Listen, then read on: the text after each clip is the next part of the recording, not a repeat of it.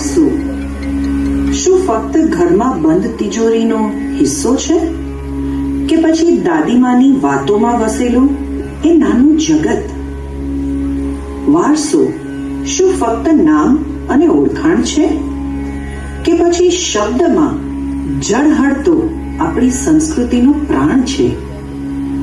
આજે આપણે જોશું એ વારસો જે જીવંત છે, આપણી વાર્તાઓમાં, આપણી ઓળખમાં, આપણા શબ્દોમાં, આપણા સંગીતમાં, આપણી પરંપરામાં, આપણી ભક્તિમાં અને આપણા રોજિંદા જીવનમાં.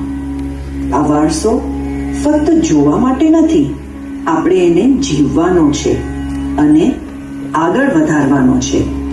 તો તૈયાર થઈ જાઓ એ સફર માટે, જ્યાં દરેક પ્રસૂતિઓમાં મળશે આપણું અસ્તિત્વ, આપણું મૂળ.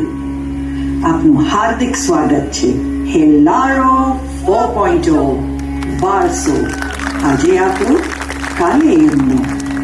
આજે આપણું, કાલે એમનું.